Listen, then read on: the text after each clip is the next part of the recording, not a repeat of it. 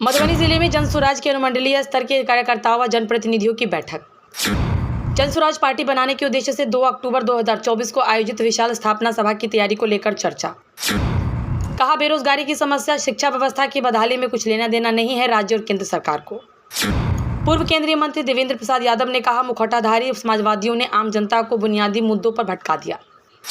जनसुराज के सूत्रधार प्रशांत किशोर जी गांव-गांव में जाकर जमीनी हकीकत को जानकर फैसला लिया है। मधुबनी से पप्पू पूर्वे की रिपोर्ट। मधुबनी जिले के जयनगर लोहिया आश्रम के प्रांगण में नवल किशोर यादव की अध्यक्षता में जनसुराज के अनुमंडलीय स्तर के कार्यकर्ताओं व जनप्रतिनिधियों की बैठक आयोजित की गई।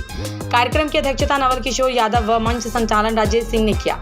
बैठक को संबोधित करते हुए पूर्व केंद्रीय मंत्री देवेंद्र प्रसाद यादव ने कहा कि मैंने वर्ष 1977 में समाजवादी नेता जननायक कर्पूरी ठाकुर जी के लिए फूलपरास विधानसभा से त्याग पत्र देकर समाजवादी कार्यक्रमों तथा समाजवादी व्यवस्था लाने के उद्देश्य से त्याग पत्र दिया था। दुर्भाग्यवश आज बिहार में समाजवादी व्यवस्था को रसातल में इन 34 वर्षों के सत्ता शासन में पहुंचा दिया गया। मुखौटाधारी समाजवादियों ने आम जनता को बुनियादी मुद्दों से भटकाकर जातीय और धार्मिक गोलबंदी कराकर अपने राजनीतिक विषाद को बिछाकर आम लोगों की भावना की सौदागिरी कर अपना राजनीति रोटी सेकने में लगे हैं। बिहार की गरीबी, पिछड़ापन, प्रति व्यक्ति आय, सीडी रेशियो, बाढ़, सुखाड़, पलायन समस्या, बेरोजगारी की समस्या, शिक्षा व्यवस्था की बदहाली में कुछ लेना देना नहीं है। सत्ता के धन और धन से सत्ता प्राप्ति का दौर चला दिया गया है। न समाजवाद, न साम्यवाद, न गांधीवाद से कुछ लेना देना है। केवल पैसावाद और सत्तावाद का होड़ मचा हुआ है। बिहार में कीचड़ से कीचड़ साफ करने का रिहर्सल चल रहा है। बुराई से बुराई दूर होगा, अच्छाई से बुराई दूर होगा। जनसुराज समाजवादी कार्यक्रमों को आगे बढ़ाने के लिए सबको शिक्षा, सबको काम, बिहार को 10 अग्रणी समृद्ध राज्यों में शामिल करने के लिए संकल्पित है। न केवल संकल्पित है बल्कि जदोजहद करने तथा पदयात्रा व जनसभा चलाकर जनसुराज के सूत्रधार प्रशांत किशोर जी गांव-गांव में जाकर जमीनी हकीकत को जानकर समस्याओं से रूबरू होकर लोगों में चेतना जागृत कर नई व्यवस्था लाने के लिए अथक परिश्रम कर रहे हैं। दूसरी तरफ स्थापित दलों के नेताओं में काफी बौखलाहट देखा जा रहा है, क्योंकि ये लोग तीसरा विकल्प को बिहार में नहीं खड़ा होने देना चाहते हैं।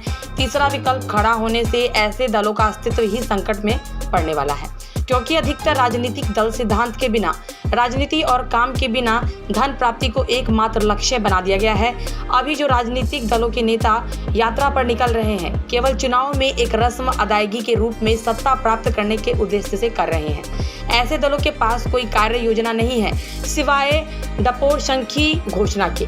यह चुनावी यात्रा जनसुराज पद यात्रा को देखकर राजनीति दल बेचैन होकर अपना अपना यात्रा करने का एजेंडा सेट करने में अब लग चुके हैं। सभी स्थापित राजनीतिक दलों को कुर्सी की चिंता सताने लगी है। चेतना जगाई जा रही है, क्योंकि आप जानते हैं बिहार में आम जनता में छटपटाहट है तीसरा विकल्प के लिए। क्योंकि जो 2 ध्रुवीय राजनीति चल रही थी बिहार में विगत 34 वर्षों में, उससे पहले भी और अभी भी जो 2 ध्रुवीय राजनीति है, उससे बिहार में लोगों का मन उचट गया है। उसका ज्वलंत उदाहरण है रुपौली का विधानसभा का उपचुनाव का रिजल्ट परिणाम और पूर्णिया का गत लोकसभा चुनाव का जो परिणाम आया है, वो परिणाम खुद ही दर्शाता है कि आम जनता उब चुका है 2 ध्रुवीय राजनीति से। अब ये तीसरा धुरी खोज रहे हैं। तीसरा धुरी के लिए कोई पार्टी अभी बना नहीं। 2 अक्टूबर को जनस्वराज पार्टी का स्वरूप लेगी। अभी जनस्वराज पार्टी नहीं, एक अभियान चला है, एक जन जागृति अभियान चल रहा है। इस अभियान को प्रशांत किशोर जी पदयात्रा करके अभी लगभग 5500 गाँव का दौरा करके लोगों को अलग जगा रहे हैं। लेकिन इस बिहार को नए बिहार बनाने का या बेहतर बिहार बनाने के लिए या पलायन मुक्त बिहार बनाने के लिए या रोजगार उन्मुख बिहार बनाने के लिए शिक्षा जो बदहाली है, शिक्षा का जो किसानों की हालत है, जो मजदूरों की हालात है, जो आप देख रहे हैं बाढ़ सुखाड़, ये समस्या परमानेंट लगा हुआ है उत्तर बिहार में।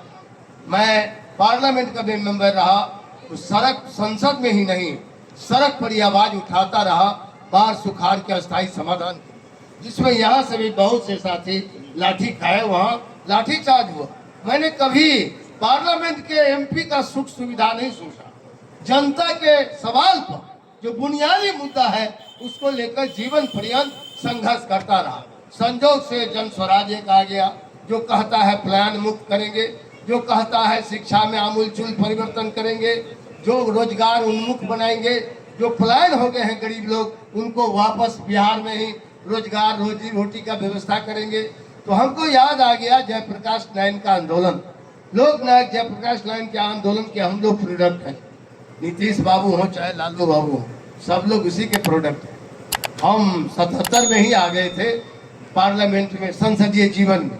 इन लोगों का भी 77 में आए हैं, केवल नीतीश जी 85 में आए, और तो लालू जी भी उसी में आए थे संसदीय जीवन में। उम्र में बड़े हो सकते हैं, राजनीति में 1 घंटे काम से सीनियर नहीं है, लेकिन हम आंदोलन करते रहे हैं, हम संघर्ष करते रहे हैं, हम राजनीति को सुख सुविधा का साधन नहीं बनाया। यही कारण है कि आपके बीच में आज भी जनता के सवाल पर मैं हाजिर हूँ। मैं इसीलिए कहना चाहता हूँ, आखिर बदलेगा कब? 34 वर्ष हो गया, 15 साल बड़े भाई का और अभी 19 साल से छोटे भाई का शासन चल रहा है बिहार में। क्या आप बताइए बिहार में क्या हालात है? गरीबी और पिछड़ापन में बिहार पूरे देश में सबसे अव्वल है। मतलब सबसे ज्यादा गरीब राज्य बिहार माना जा रहा है, सबसे ज्यादा पिछड़ा राज्य बिहार को माना जा रहा है 1990 से अभी तक। हम ये जानना चाहते हैं कि विकास हुआ किसका?